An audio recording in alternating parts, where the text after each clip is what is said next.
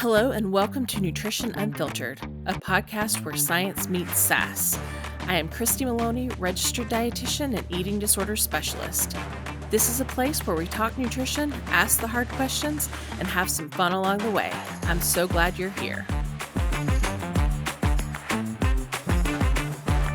So welcome back to the next episode of Nutrition Unfiltered. Today I have the pleasure of having therapist Meghan Yoho join me to discuss more about body image, food, eating in midlife, and maybe looking at a deeper dive into some of the things that have set us up for poor relationship with food or poor body image. So Meghan, thank you so much for being here. It is my pleasure, Christy. Thank you for having me. I would love for us to start out with you telling everybody just a little bit more about yourself, how you became a therapist, why you became a therapist, like where you're at, what you're doing, that sort of thing. So I came to mental health counseling via a very, very long road. I did not start out there. I was interested in mental health as a teenager, but I started working with individuals with learning disabilities when I got out of college. And I worked with typically children with learning disabilities for about 20 years. And what I kept finding was that although I was pretty good at teaching them to read and improving their study skills and their comprehension, they were all so anxious. And they were just anxious across the board, and their parents were anxious, which makes sense. Their kids were struggling. Mm-hmm. And so I decided after getting burned out on education that it was time for me to go back to school and become a therapist, as I had wanted to do 25 years earlier. And so I did that. And I always anticipated working with kids in mental health. And as I got into graduate school, the last thing I wanted to do was work with kids, because I say this as a parent, all children come with parents. And so you are working with the parent as much as the kid. Right. I found that I really, really enjoyed working with teenagers, young adults, and adults. And as I've gotten deeper into my practice, I really love working with middle-aged individuals. We're great, aren't we? I mean, we're so cool. Well, there is a certain perspective that comes in the post-40 years where you can be real honest about a lot of things that are affecting you. Mm-hmm. And that's harder to do when you're younger. Oh, yeah. You just don't have the perspective yet. You don't have the experience. And you still, you're not as tired of it all at that point. You still give way too many fucks. That's exactly right. Yep. Exactly right. So now I work, I'm in private practice. I have recently opened my own practice called Equilibrium Counseling. I enjoy working with individuals to reduce anxiety and depression, work through trauma, try to improve eating disorders, eating disordered behaviors, body image, all of the things that sort of come along, especially with being a woman, although not exclusive to women. For sure.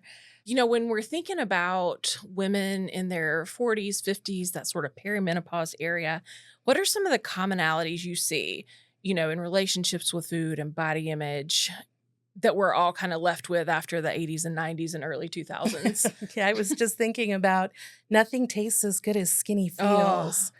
And although I have done a lot of work to critique diet culture and to fight fat phobia in myself and in my clients, I am amazed at the ways in which I see it just pop up over and over and over again, even when I'm conscious of it. Right.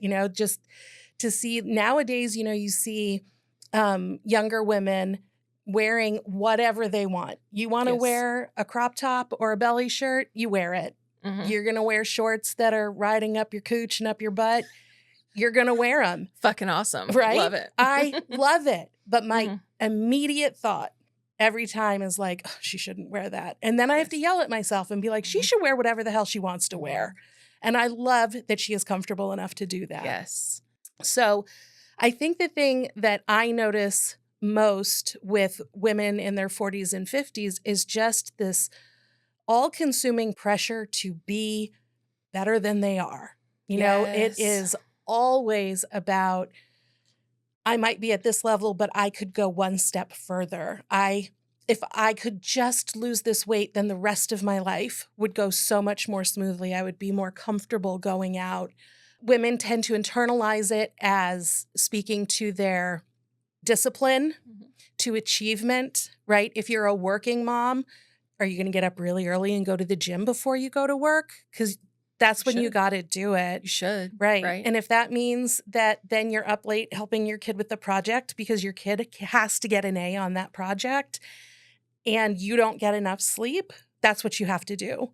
Right. And if you are a stay-at-home mom, oh, you better be in shape because what else are you doing? Right. Right? If you're not a mom at all, you better be in shape. You better be thin. You better be healthy because you've been selfish and you don't Right. have anything else distracting you from that. Right. Then achieving the perfect body. Exactly right. Right. That pressure starts on us so young and just is a constant. And you have to actively reject it. You have Yes. to actively, consciously reject the idea that you're not enough as you are. Yes. And it's really hard for women who are, in their career years, raising children, trying to figure out, now that their kids are a little bit more independent, they are trying to figure out who they are, what they want, what makes them happy, but they don't think they can be happy until they lose the weight. Yes. Yes. I see so many of my own clients that just say, but my life will start when I lose the weight, or I'm going to do this thing when I lose the weight. I've had clients say, I'm not going to get married until I lose the weight, and of course, I'm not a therapist. So I say kindly defer that to your therapeutic conversations. But when somebody says that to you, I'm not going to do whatever thing until I lose the weight. What would you say to them? Typically, I ask them what losing the weight would allow them to do in that situation. So if I'm not going to get married until I lose the weight, okay, so let's say if you lose the weight, how would that change your wedding day? Yes. I would be beautiful. Okay, is there any way you can be beautiful in the body that you have right now? And everyone will say, well, maybe. I mean, yeah. And I wouldn't think a bride who looked like me wasn't beautiful, right? Everybody has a standard for themselves and a standard for everybody else. Right. So we start to sort of tear down, is it confidence that being in a smaller body, having the ideal figure in your wedding dress would give you? Is it the fact that you could look at pictures and feel proud? Right. What are other ways we can develop confidence? What are other ways we can feel proud of ourselves? Right. Because you could be, a supermodel and still take pictures that don't look good some days because that's what happens. We That's don't life. always take beautiful pictures. Right. You could wake up on your wedding day with a zit. Are you going to let that ruin everything? So it's really sort of trying to tear down the expectation of perfection Right. by showing them that they don't hold anybody else to that standard. Right. And Absolutely. they don't need to hold themselves to that standard either. Yeah. I love that thought about, are there other ways that you could potentially feel beautiful on that day, right? Can you love your hair? Can you love your makeup? Can you just adore your dress? All of those things are independent of your body. And this is really hard unless people have been doing some work for a while, but can you accept that your silhouette in the dress is going to be not as smooth or as flat as you might like it to be? And that's okay. And that's okay. All right. So I'm going to pivot back to our women in their 40s and 50s. So when you're working with clients in this age range, when you're thinking about things that they're saying to you, what are they saying about where body image difficulties originated? What are common responses? Basically, I hear a lot. I got taken to my first Weight Watchers meeting when I was 9. Yes. Right. The emphasis on being thin came from their moms, came from their grandmothers. That's why we have our group. If it's not one thing, it's your mother. And Christy, you and I are both mothers. So we are not throwing stones at mothers. Not throwing stones. We are just recognizing the importance of the role of a mother in their children's lives. And one of the ways that is particularly in the 80s and 90s that mothers unintentionally harmed their children was by saying things like, you need to lose weight, or you're only allowed to have a salad, or you can't have the birthday cake at a birthday party. I'll bring you a treat, and then they'll bring fruit or something like that. And making it clear that their children weren't good enough unless they met a body ideal. Right. So I hate to blame the moms, but a lot of that is where it came from. Sure. And I think kind of to your point, as mothers, we're all trying to do the best we can, right? For the most Absolutely. part. And I feel like during that time, maybe the good, if we can call it good intention of that, was trying to set your kid up for what the world defined as success, or set them up for not getting picked on or bullied or that kind of thing. But it really wound up sticking with people for a Mhm. long time. Mhm. And so how do you see that now, right? So if this starts in your, you know, early, or excuse me, late childhood, adolescence, that kind of thing, what are you seeing now? How's that playing out when women are 45 or 50?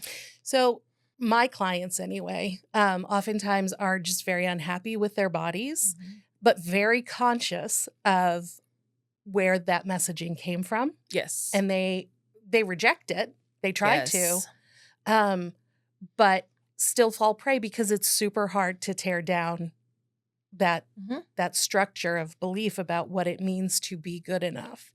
So a lot of clients have that feeling of not being valuable, not being worthy, or that they have to look a certain way in order to be loved, to have friends, to be able to go out and do things.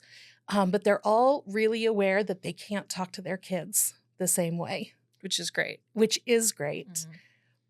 The one step that sometimes people are missing is that if you are body checking in the mirror, Mhm. your kid sees that. Yes. If you are not talking to your kid about their body, but you're talking about your own body negatively, your kids hear that. Yes. If you are just, constantly down, I knew a woman one time who didn't understand why her daughter had an eating disorder. This was not a client, this was just a woman that I knew. Mhm.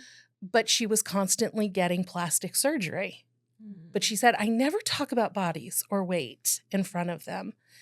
And I'm all for anybody doing whatever they want to do with their body. I Absolutely. am not here to tell you that, you got to look one way or another. If you want to Mm-mm. have plastic surgery, have plastic Do it. surgery. But you can't be surprised that your kid is critiquing body if Mhm. you are critiquing and changing your body via surgery. Yes. Let's just be open about it. Right. That's okay. Right. But let's just be open about it. Yeah. Which then would help the kid be able to process what's going on versus just taking the messaging that my mom's body is so bad that Mhm. she's seeking out surgery to correct it. Right. Which sounds pretty extreme, right? Right. When you say it out loud. Yeah. The idea that even in your 40s and 50s you still have to be meeting a standard. When you talk to people, it's never actually about their body. Right. That's just the means through which they're trying to feel in control or feel powerful or feel beautiful. And it's usually about control. It's Yes. rarely about, actually how big are my hips or how small is my waist. What are they trying to control? Right. I think they're trying a lot of times to just have some control somewhere. As a woman in my late 40s, I'm pulled in a lot of directions. Sure. I know, we both work, we both own our own businesses, we both have children, and there are a lot of things that are beyond our control. Yes. Whether the economy is good is not singularly decided by me. I wish it were. But, whether people have money to pay for services, how clients are responding to the work that we're doing, that's not, I don't have control over that. Right. And so a lot of times, especially if marriages are maybe not as connected as they would like them to be, or their kids are moving on and they don't need a parent as much the same way as they used to, or your career is going in a direction you didn't think it was going to, or maybe you want to get back into the workforce. All of those things are really difficult and out of your control. And so I think a lot of times individuals grasp for what they can control. And we have this notion that we can control our weight. If you look online, and I know you see even more than I do, it's always calories in, calories out, right? It's all, It would be great if we were mathematical equations, it but would be amazing. it don't work like that. No, it doesn't. It's so much more complex. Mhm. And, I just think that when it is reduced to you are good if you are thin, you are bad if you are fat, you are disciplined if you are thin, you are healthy if you are thin, you are weak, you're lazy, you're undisciplined, you're unhealthy if you're fat, then nobody wants to be all of the bad words. Right. Everybody wants to be the good words. And there's really no correlation between thin and fat with Right. any of those. Right. We all have different bodies that do different things. But the idea of that not being in our control is really upsetting sometimes when it feels like there's just a lot that is going on in the world that you can't control, that your life ebbs and flows and changes all the time.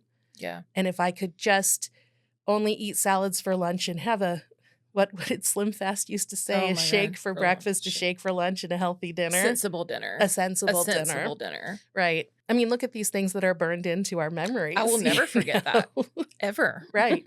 What is sensible? That's exactly what I want to know. Right? 2 leaves of lettuce and some Right. cottage cheese. There you go. Tears. Right.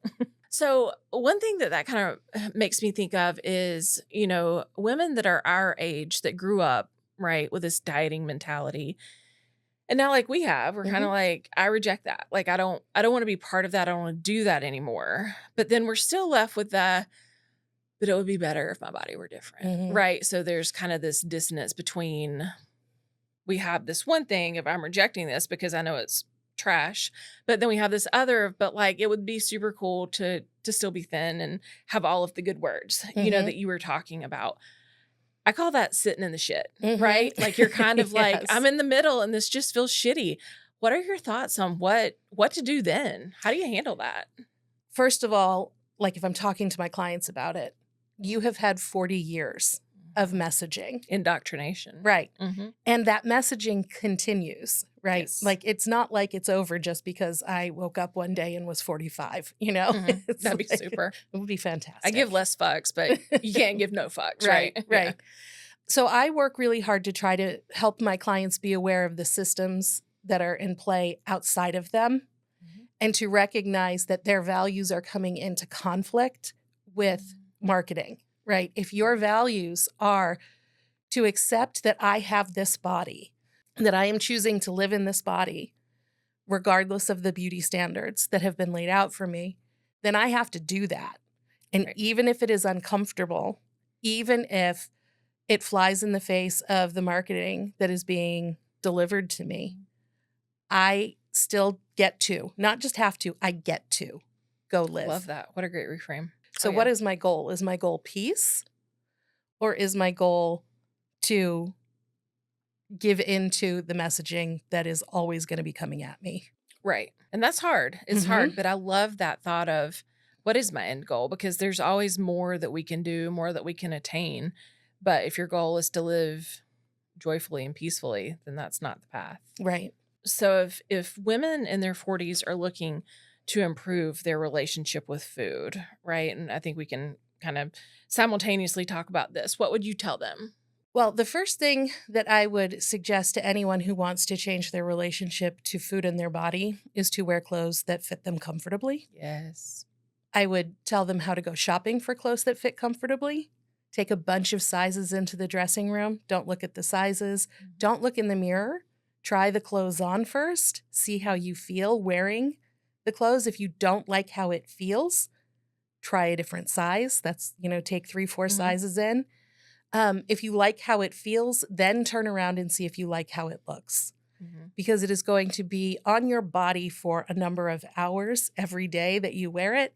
And if you are uncomfortable, you will not do anything as well as you could as if you were comfortable. That is 100% fact. So find clothes that are comfortable. Because once you're comfortable, then we can start talking about the emotions that make you uncomfortable. I like to talk to people again, sort of about the double standard that they have for food. I asked a client one time who told me that she didn't deserve food because she wasn't thin enough. And here I am in a bigger body. I was like, well, do I deserve food? Right. And she was like, of course you deserve food. And I was like, well, I'm bigger than you. So I don't know. I mean, if you don't deserve food, then I don't deserve food. She was horrified to think that I would take that message away from her. But that's the message that she has. That's the message that she's given. So when you confront someone, and I'm not afraid to talk about being in a bigger body, and I'm not afraid to call myself fat. Same. And so by demonstrating to them like, I'm good over here, it starts to chip away a little bit at some of the thinking that they have about what is quote unquote good food and what is bad food. Yes. And we talk a lot about that as well as, okay, well, what makes it bad? Oh, it's so unhealthy. Okay, so don't eat it all day, every day. But like, Right. have some cake, Yeah. It's all right. Don't you think your kid wants to see you celebrate at their birthday with a piece of cake? Yeah. And it's also unhealthy to be so distracted by not eating the cake that you're not mentally present. Right. Yeah. To me, when we're talking about repairing a relationship with food, I really need a dietitian to work with. Shout out to dietitians. Absolutely. Yes.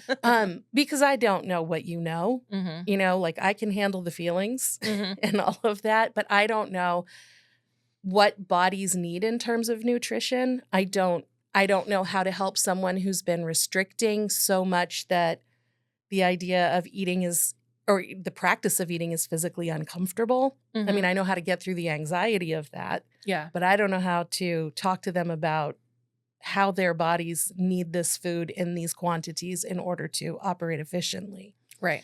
So when someone wants to change their relationship with food, to me, it's very much a team approach. Yes.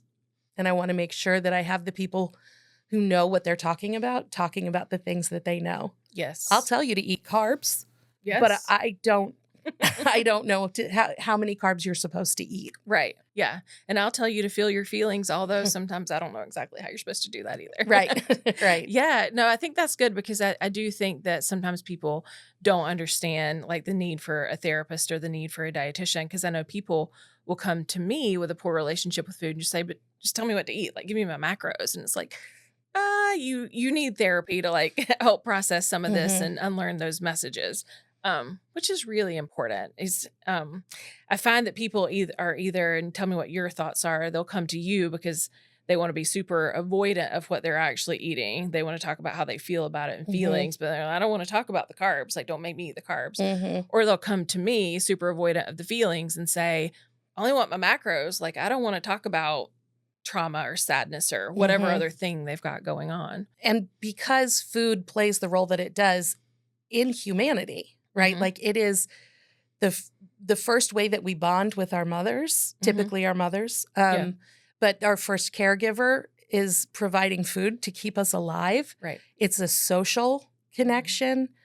Family dinners, like everybody, the research shows that if families have dinner together regularly, their kids tend to have higher grades and tend to have fewer emotional problems because that connection is there. Food is super important. It is.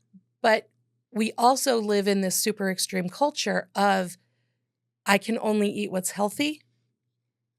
So we have to have the macros. We've got to hit our right number of carbs and protein and healthy fats and what have you. And joy gets taken out of eating.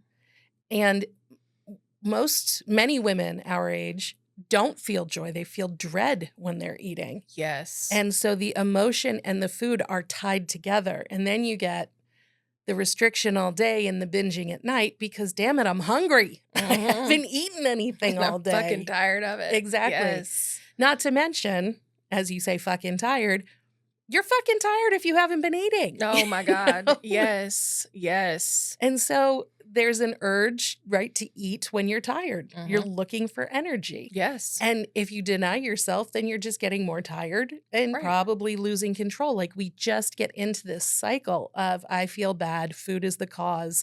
Food is also the answer. But I also hate the enemy. Right. It's just so tangled up. And the idea of being able to address food without emotion for anyone who's exhibiting disordered eating, I don't know how you would do it effectively. Right. And, that just kind of brought to mind for me a lot of times when people binge, right, after you're hungry for so long, it tends to be on sugar or, refined carbohydrates. I'm definitely not saying those things are bad. But when you think about that from a physical and a psychological perspective, so physically, like you're saying, you're tired, your body's seeking real quick energy. So those are the things you crave. But also those are the things that let your body produce serotonin. So there's actually like this whole other psychological thing that's happening. And I call that the double whammy. Yeah, I talk to my clients who are exhibiting disordered eating behaviors or have a diagnosable eating disorder, that your depression might be better if you ate. I don't want to tell you to go on medication unless we've taken care of some very basic biology here of like, eat some food. Right. And I say that, I tend to have a playful relationship with my clients, and I only say that if I can say that without making them cry. I'm not looking to hurt anybody, but the truth of the matter is, if you're going to generate serotonin as a result of digestion, put some food in that body and let's see what happens. Maybe it won't be quite as awful. Right. And your meds aren't going to work as effectively anyway, unless you're eating. So, Right. Yep. So if a client is seeing you and you're like, oh, they might really benefit from seeing a dietitian, what does that process look like? Do you give them a referral? Like, how do you sort that out with them? I bring it up initially just to see where they are in the process. They think we're the food police. I get it. We got to tread lightly. No, if I had a nickel for every time I heard I would see a dietitian, but they're going to make me gain weight, I would at least have a quarter. I would at least have like 35 cents or, something like that. But it is a real concern for clients who feel anxiety about eating to think about going to a dietitian. Right. And so one of the things that I always want to talk to them about is, but if you gain weight from eating what your body needs, that's a sign your body needs to gain weight. Right. And nobody ever likes that answer. Oh, and I mean, no, that's not the popular answer. No, I wouldn't like to hear that answer either. But at the same time, that's where we go back to goals. Why did you come into my office in the first place? Why did you tell me that your eating was a problem? Yeah. Unless you know it's a problem and you're unhappy about it. And if they're like, no, I'm fine, I don't need a dietitian's help, we're not ready to go there yet. Which is fine. And then I will keep bringing it up. How do we feel about a dietitian? How do we feel about a dietitian? Yeah. And then I do want to make sure that I refer them to dietitians who really have a deep understanding of eating disorders and disordered eating behaviors, because I don't want them to go to just a mainstream like, oh, okay, here's how we can maximize, your input and your output. That has a valuable service too, but not for people who have problems with their relationship with food or their body. Right. So I don't want to denigrate any dietitian. Sure. Everybody has their own nutritional needs, and I want people to see people who know how to answer those questions. Right. But if eating disorders or disordered eating behavior is a part of our questions, then we need people who know how to answer that as well. So I like to look for me, it's really important anyway, to look for eating disorder specialists, and particularly people who practice intuitive eating as a part of their practice. Yeah. Yeah. And similarly for me as a dietitian, what I was getting at a little bit earlier, when somebody comes into my office and give me my macros, give me my calories, just tell me what to eat, make me a meal plan, which I don't do, right? Like that's not how I operate. But, when we start talking about things to add in, what to eat, and they're crying at every meal, or they can't go to functions because they're so anxious, that definitely is a time that I say like, hey, you probably need to see a therapist, because if it's creating that much anxiety, overwhelm for you, you need to get to the root of it and figure out some coping skills for that. Exactly. And I love so much that, the team approach just kind of addresses everything, kind of leaves no stone unturned. And we're talking about making a repair with food and body image. I agree. I think it's very important to have both on board. And, don't rule out bringing in the doctors. That's always a tricky balance, though, right? Because if it is somebody who is restricting, we need to know that they're medically stable to work with them as an outpatient. Yes. So I always want to be hesitant talking about bringing a doctor in. I want to make sure it's a doctor that I know will actually consider what's at stake here. I've had unfortunate experiences where a doctor, examined someone who was restricting and took their low heart rate as a sign of their being in really good shape, being really active.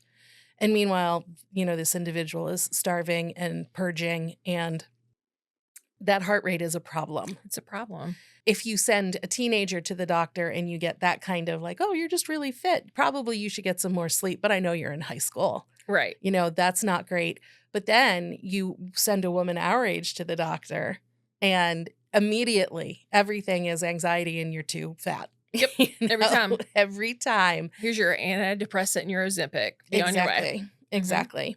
It's important to bring in doctors to ensure medical stability, but you got to bring in doctors who know at least a little something. Right. You want to vet that they're eating disorder informed, and that may or Yes. may not be your current physician. Right. And that's okay. Right. All right. So, Meghan, thank you so much for joining me today on Nutrition Unfiltered. If listeners want to get in touch with you after the show, how do they find you? So they can reach me via my website, again, at Equilibrium Counseling.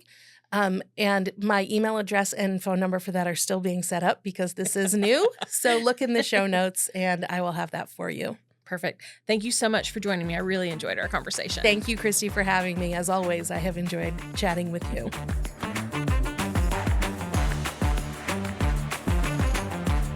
Thank you for joining me today on Nutrition Unfiltered. If you enjoyed today's episode, please share with others that might enjoy it as well. You can follow me on Instagram at eatingdisorder.dietitian. Thanks for getting sassy with me.